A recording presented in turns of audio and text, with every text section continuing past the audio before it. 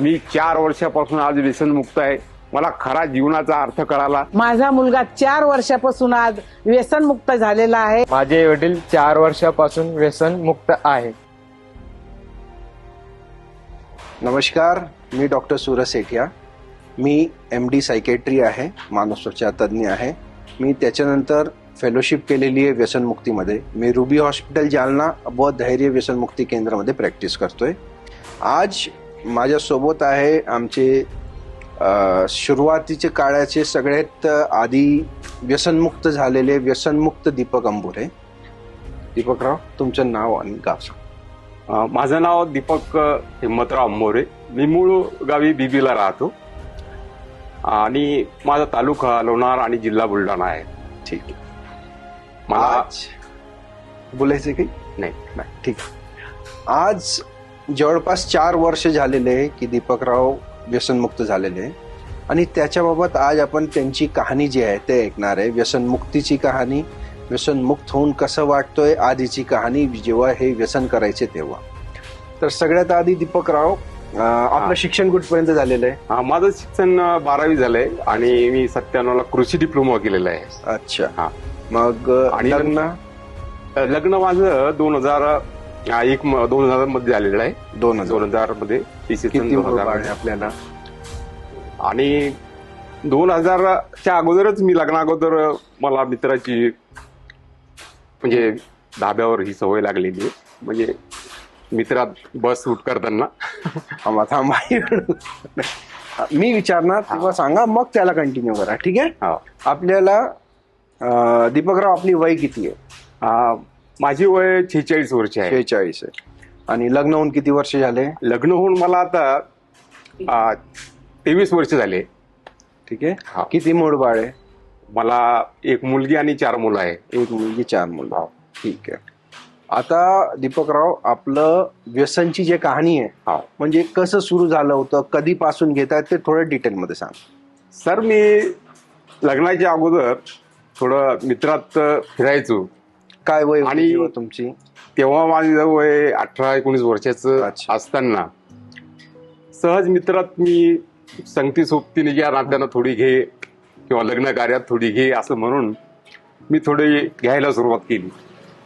घेत असताना थोडी मजा आली आणि हळूहळू थोडं मला घ्यावं असं वाटलं. घ्यावं असं वाटताना ते प्रमाण 2-3 वर्ष थोडं कमी होतं आणि त्यानंतर मग हळूहळू ते व्यसनात रूपांतर झालं. म्हणजे ते घ्यायला थोडी आवड निर्माण झाली. आवड निर्माण झाल्यानंतर आणखी 2-3 वर्ष गेले माझे आणि त्याच्यानंतर थोडं म्हणजे प्रमाण वाढत गेलं माझं. प्रमाणात वाढत गेल्यानंतर माझं लग्न 2000 मध्ये झाल्यानंतर त्याचे परिणाम माझ्या त्या जीवनमानात येऊ लागले. त्याचे परिणाम असे झाले की ते व्यसन म्हणजे माझं व्यसन एवढं झालं की त्याच्या घ्यायचं जे माझं प्रमाण होतं ते वाढत म्हणजे आणखी त्या मुख्य प्रवाहावर. किती घेत होते शेवटला? माझ्याकडे यायचं आधी किती काय? मी जवळजवळ पहिले सुरुवातीला अर्धी क्वार्टर घ्यायचो. त्याच्यानंतर 2-3 वर्षात ते 1चं प्रमाण झालं आणि ज्यावेळेस मला त्याची आवड निर्माण झाली किंवा ते माझ्या शरीराला जड झालं त्यावेळेस माझं प्रमाण जवळजवळ 600 ml पर्यंत गेलं होतं. 600 आणि एका दिवसात 600 ml प्रमाण झाल्यानंतर मग माझं जीवन हे चक्र विस्कळीत झालं. माझ्यातून फॅमिली दुरावली गेली. माझ्यातून फॅमिली दुरावल्या गेल्यानंतर माझा मित्र परिवार हा वाढत गेला त्या दारूच्या नशेत. पुढे मग आर्थिक नुकसान झालं माझं. आर्थिक नुकसान झाल्यानंतर शारीरिक हानी पोहोचली मला आणि मग मला हे भ्रम व्हायला लागले निर्माण. प्रमाण जास्त झाल्या कारणानं भ्रम निर्माण होऊ लागले, स्वप्नदोष होऊ लागले आणि बरंच यापासून नुकसान झालं. अच्छा. म्हणजे तुम्ही 600 ml जे म्हटले दारूचं रोजचं घेतात, तर असं कसं सुरू होतं? सकाळपासून दुपारी रात्री कसं घेत होते? सकाळी मी 4 वाजता झोपेतून उठायचो. त्यावेळेस मला 90ची खूप म्हणजे जरूरत भासायची आणि ती घेतल्यावर थोडं बरं वाटायचं. अच्छा. आणि तो घेण्याचा पिरियड जो सकाळपासून चालू व्हायचं तर संध्याकाळी 9 पर्यंत झोपेपर्यंत चालू राहायचं माझी दारू. पूर्ण म्हणजे जेव्हा काम वगैरे करत होते तेव्हा पण दारू प्यायची? काम करत असताना दारूच प्यायचो, अच्छा. गाडी चालवताना नाही दारूच प्यायचो, हं. आणि जेवण होईपर्यंत ते दारूच लागायची मला. बर. आता 600 म्हणजे किती रुपयाची रोज प्यायची दारू? आता 600 ml जर म्हणलं तर साधी कंट्री जर झाली ती 600 ml दारू झाली कमीत कमी आजच्या बाजार भावाप्रमाणे ती झाली 700 रुपयाची. अच्छा, हे देशीच प्यायची? देशीच प्यायची. अच्छा. आणि साधी दारू. त्याच्यानंतर खाली आले का देशीपेक्षा कमी काही? नाही ताडी माडी नाही, खोबरा, ताडी- मका? नाही, मग ती देशीच प्यायला आलो. त्यावेळेस पहिले बारची पिली होती, नंतर हळूहळू ती देशीवर आलो. म्हणजे कोणत्या वर्षी सुरू केली तुम्ही दारू? मी दारू सुरू केली 1997 मध्ये पहिला पॅक पिला होता आणि पहिल्या पॅकची आवड निर्माण झाली. म्हणजे विस्की पासूनच सुरू केलं होतं का? मी बिअर पासून चालू केली. बिअर पासून सुरू केलं. सुरुवात माझी बिअर पासून झाली. आणि हळूहळू 2021 ला माझ्याकडे आले जेव्हा तुम्ही 600 ml म्हणजे 6 क्वार्टरचे जेव्हा 6 क्वार्टरचे 5 ते 6 क्वार्टर हो है ना? हो. नक्की 5 ते 6 होतात का कमी जास्त? नाही, बस 5-6 व्हायच्या रोज? हा, रोज. एक क्वार्टर मध्ये किती असते? एक क्वार्टर मध्ये 180 ml असते. मग 6 क्वार्टर म्हणजे किती होऊ लागले? 6 क्वार्टर म्हणजे ते जवळपास 1 लिटरच्या आसपास आहे की दारू. नाही? हो. कारण मला जे तुम्ही आधी सांगितलं होतं तुम्ही 5-6 क्वार्टर, पण आता 600 ml, त्यामुळे मी ते टॉपिक छेडला. नाही, म्हणजे तुम्ही जवळपास 1 लिटर दारू प्यायची 1 रोज, लिटर दारू कमीत कमी. प्यायचो मी. है ना? हो. आता 2021 ला माझ्याकडे तुम्हाला डॉक्टर साहेबांनी पाठवलं होतं, हो. है ना? आपले राठोड साहेबांनी पाठवलं राठोड होतं. गावातूनच मला तुमचा ऍड्रेस मिळाला डॉक्टर राठोड साहेबाकडून. हा. आईला म्हणजे खूप विचारणा झाली की मुलगा तुमचा व्यसनाधीन झाला हा. आणि तुम्ही त्याची इलाज करा. आईचे म्हणजे भरपूर प्रयत्न असायचे की बाबा चांगले डॉक्टरला आपण दाखवू. मग आईने ऍड्रेस आणला आणि तुला बाबा न्यायला लागते दवाखान्यात. मी जायला तयार नव्हतो ऍक्च्युली, म्हणजे मी मानसिकतेमधून गेलो होतो. तर काही नको, मला खूप त्रास दिलेला आहे तुम्ही लोकांनी. मी त्यांच्यावरच मीच पिऊन मी त्यांच्यावर चिडायचो. नाही बाबा तुला येणं लागतं दवाखान्यात. मग डॉक्टर राठोड साहेबांनी तुमचा ऍड्रेस सांगितला आणि त्यावेळेस मग मला माझ्या पुतण्यांनी आणि आईनी रुबी हॉस्पिटलमध्ये दाखल केलं. बरं. आणि दाखल केल्यानंतरही मी डॉक्टर साहेबांना ज्यावेळेस आणलं त्यावेळेस डॉक्टर साहेबांनाच म्हणालो की बाबा मला 90 पिऊ द्या आता सध्या. अशी परिस्थिती होती माझी. अत्यंत गंभीर परिस्थिती व्यसनाधीनतेमुळे झाली.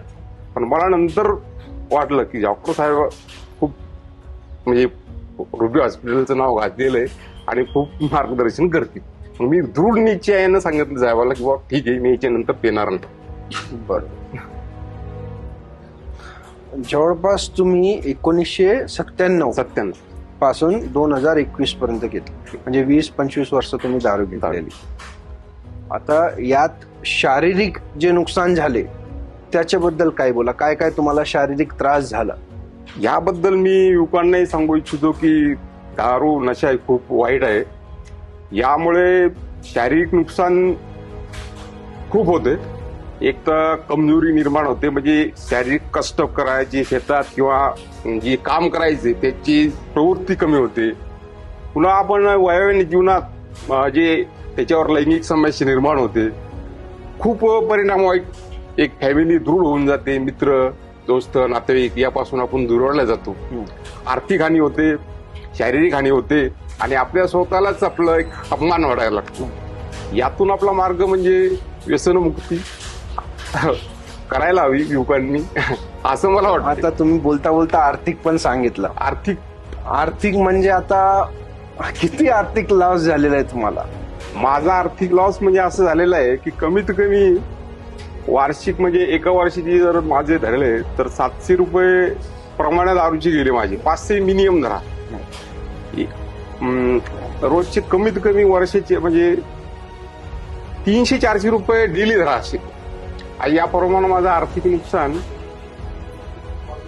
50 ते 60 हजार वार्षिक असं. 500 रुपये धरले जवळपास किंवा 1200 पण धरले ना, 400 रुपये रोजचे धरले ना, तरी महिन्याचे 12,000 होतात. 12,000. वर्षाचे किती होतात? 1,44,000, म्हणजे जवळपास 1.5 लाख रुपये आर्थिक हानी झाली माझी. आहे की नाही? हा. पण हे वर्षाचे. आता किती वर्ष घेतले ते हिशोब तुम्हालाच माहित आता.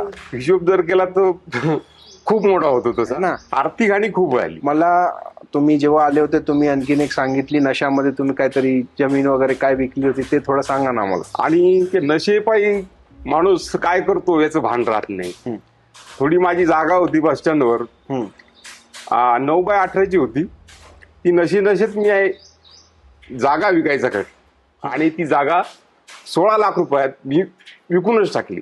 16 लाख रुपयात विकून टाकली. त्याच्यानंतरही मी माझी दारू काही सुटली नाही.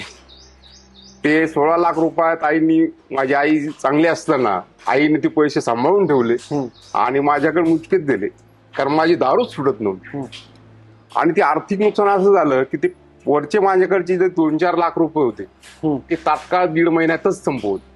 2 की 4 किती होते? म्हणजे 2-2.5 मिनिमम 2.5 लाख रुपये 2.5 लाख महिन्यात माझ्याकडून 2 महिन्यात कशामध्ये? नशेपायी दारूमध्ये. 2.5 लाख रुपये 2 महिन्यात दारूमध्ये. म्हणजे मी स्वतः, मित्रमंडळ आणि सगळ्यांना अशी ती एक आर्थिक हानी होती त्या नशेपायी. आता याचं तुमचं हे झालं आर्थिक, खूप जास्त झालं हे. तर हे आर्थिक झालं. आता दुसरं सांगा, फॅमिली आणि कौटुंबिकवर काय नुकसान झालं? तुमच्या वाईफ, आई, लहान बाळ वगैरे सगळं. कौटुंबिक नुकसान असं झालं की कौटुंबिक नशेमुळं एक तर आई दुरावल्या गेली, मुलाचं म्हणजे मानसिकता माझ्यामुळं बिघडली. म्हणजे माझं नुकसान तर झालं, पण याचे परिणाम मुलावर होऊ लागले. जे थोडं डिटेलमध्ये. आणि मुलावर कसे व्हायला लागले की बाबा वडील पितात, काय खरं आहे वडिलाचं, आणि काय नशेच करतात. त्यामुळं मुलं माझं ऐकण्याशी झाले. म्हणजे मी काय सांगतो ते काय ऐकतात, किंवा अभ्यासाकडे त्यांचंही दुर्लक्ष झालं. मुलं बोलण्याशी म्हणजे पप्पा म्हणायचे लायकीचं म्हणजे एवढे हाल माझे बेकार झाले. आता 4 वर्षापासून चांगलं. आणि 4 वर्षापासून मला एवढं फ्रेश वाटतंय की तुमच्या ट्रीटमेंट मला असं वाटतंय की खूप थँकली झालो असं वाटतंय तुमच्या ट्रीटमेंटमुळे. वाईफ सोबत काय भांडण? आणि वाईफ सोबत असे भांडणं व्हायचे की आर्थिक बी हानी व्हायची, की जे दररोजची मेहनत करून का व्हायना 100 रुपये आले किंवा 200 रुपये आले, त्यातली मला 100 लागायची. आणि त्यामुळे मग आर्थिक हे जे घरातले कौटुंबिक वाद किंवा संसार चालवण्याचा जो गाडा आहे 100-200 रुपयात, हा म्हणजे होऊन असं वाटला. त्याच्यामुळे तंटा निर्माण व्हायचा. किंवा जे फॅमिलीला सुख मिळायचं, सुख जे असतं पती पत्नीचं ते मिळायचं, ते म्हणजे हिरावून घेतल्यासारखं झालं की ती असमाधानी राहायची. बरोबर. असमाधानी राहिल्यानंतर झगडा निर्माण व्हायचा. बरोबर. म्हणजे असे आर्थिक आणि कौटुंबिक हानी झाली माझ्या जीवनातून झाली.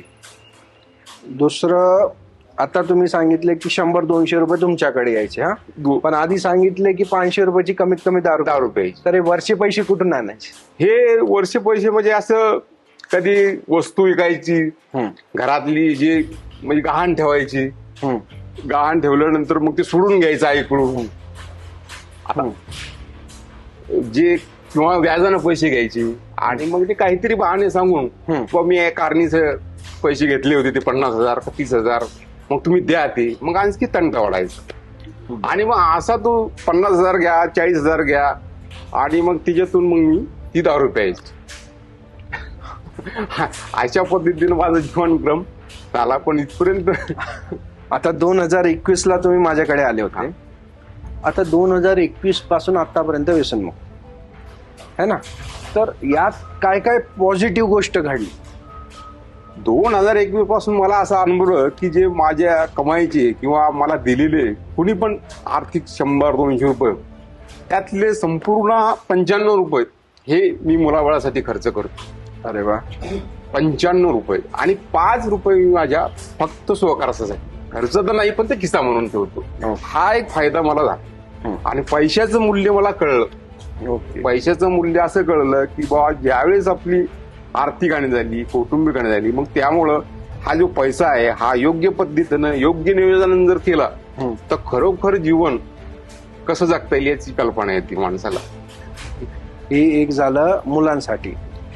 मला तुमच्या आईसोबत थोडं जास्त भावना आहे माझी, कारण ते त्यांचं कुटुंब, ते सिस्टर होते, नर्स, हॉस्पिटलमध्ये काम केलेलं आहे. आणि त्यांचं आयुष्य म्हणजे वडील पण तुम्हाला लवकर गेले आणि पूर्ण आयुष्य जे कठीण मध्ये होतं, तर 4 वर्षापासून आईमध्ये तुम्ही काय फरक बघताय? आई म्हणजे माझा जो दृष्टिकोन आहे की आई एक खरोखर देणगी आहे की आईनंच मला या म्हणजे व्यसनमुक्तीतून काढण्याचा प्रयत्न केला. बाकी आईचं जो प्रेम असतं खरं ते आज कळालं मला. किती म्हणजे गेला मला अरे आई हरपल्यानंतर कसं वाईट प्रश्न निर्माण होता. आता तुम्ही जे पण आपली व्हिडिओ बघणार त्यांच्यासाठी एक पॉझिटिव्ह मेसेज देणार आहे. मी युवकांना असा एक मेसेज देतो की या व्यसनातून किंवा अचानक लागलेल्या व्यसनातून जर तुम्हाला बाहेर निघायचं असेल तर मला किंवा माझे जे खरोखर म्हणजे यातून मुक्तता केली असेल तर रुबी हॉस्पिटल मी यांचे आभार मानतो. ते तर आम्ही आमचं काम केलं हे तर आमच्या कौतुक. पण एक मेसेज संदेश, व्यसन सोडावी लोकांनी त्यामुळे एक संदेश. तर व्यसनाधीन किंवा व्यसन सोडावं अशी माझी एक आग्रहाची विनंती आहे. त्यासाठी तुम्ही मार्गदर्शन म्हणजे तज्ज्ञाच्या मार्गदर्शनाखाली तुम्ही सोडू शकता. कारण इच्छेक तर तुमच्याकडून काही होऊ शकत नाही. मला एक अपेक्षा म्हणजे तुम्ही स्वतःला काही सोडणार नाही कारण तुम्ही पेतच राहणार. पण तुम्ही किंवा तुमच्या घरच्या मंडळींनी त्यांनाही सांगू शकतो की त्यांना योग्य मार्गदर्शनाखाली तुम्ही हे ट्रीटमेंट घेऊन योग्य ट्रीटमेंट घेऊन ही दारू किंवा व्यसनातून मुक्तता होऊ शकता. बरोबर. कारण तुमच्याकडून ही कंट्रोलमध्ये येणार नाही.